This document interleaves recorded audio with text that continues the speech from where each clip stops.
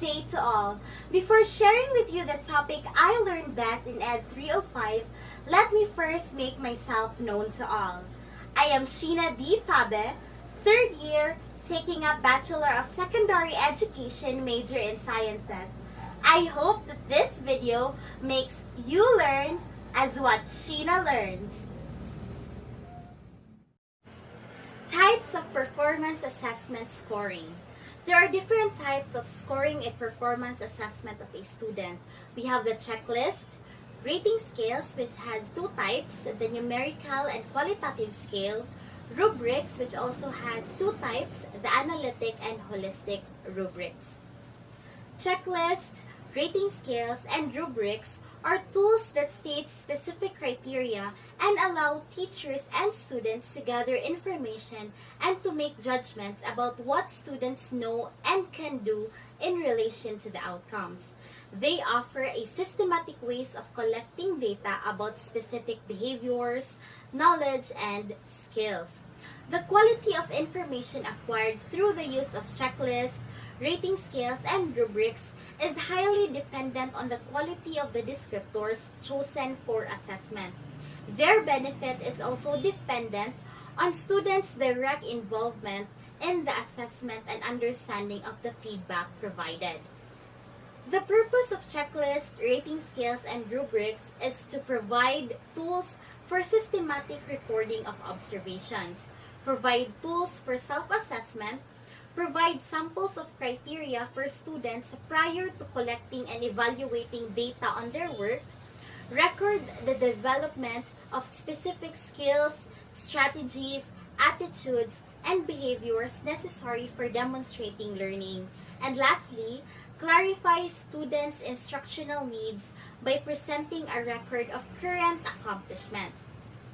Now let us discuss the first type of scoring, which is the checklist. So checklist usually offers a yes or no format in relation to student demonstration of specific criteria. They may be used to record observations of an individual, a group, or a whole class. Checklists are assessment tools that set out specific criteria which educators and students may use to gauge skill development or progress. Now let us proceed to rating scales. So this allows teachers to indicate the degree or frequency of the behaviors, skills, and strategies displayed by the learner. Rating scales state the criteria and provide 3 or 4 response selections to describe the quality or frequency of student work. The numerical scale uses number on a continuum to indicate different levels of proficiency in terms of frequency or quality. This type of scale is used by presenting the respondent with an ordered set from which to choose, for example, 1 to 10, coupled with anchors. When we say qualitative scale, this uses verbal descriptions and not numbers. Teachers can use rating scales to record observations, and students can use them as self-assessment tools. Teaching students to use descriptive words such as always, usually, sometimes, and never helps them pinpoint specific strengths and needs. Rating scales also give students information for setting goals and improving performance. In a rating scale, the descriptive words is more important than the related number. The more precise and descriptive the words for each scale point, the more reliable the tool is. Now, let us proceed to the last type of scoring, which is the rubrics. So rubrics use a set of criteria to evaluate a student's performance.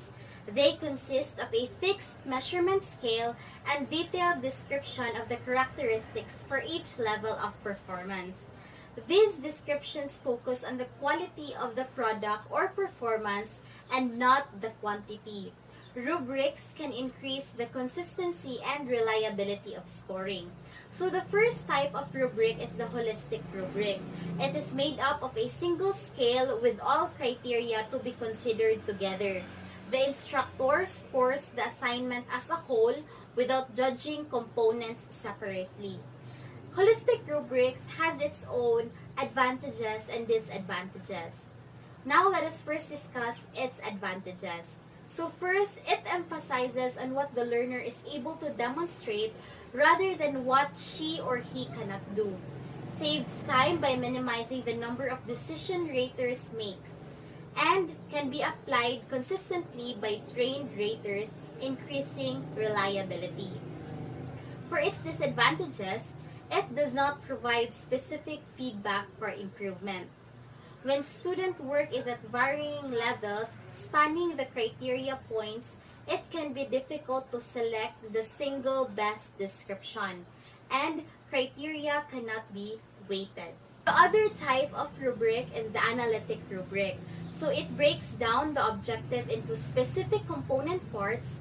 Every section is scored independently using a rating scale.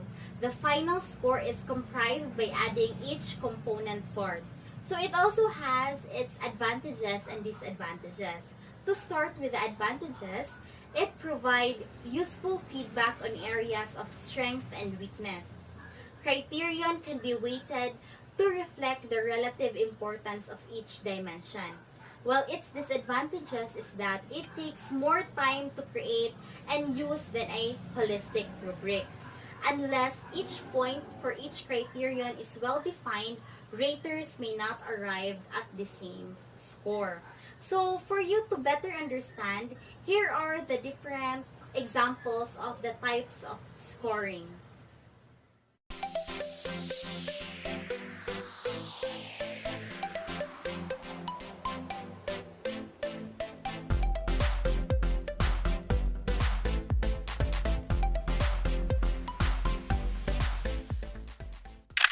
So this ends my presentation of one of the topics I have learned in Ed 305. I hope that you have learned something in this video as much as I had. Keep on watching more of Sheena Learns. Thank you for watching. Keep safe and keep learning.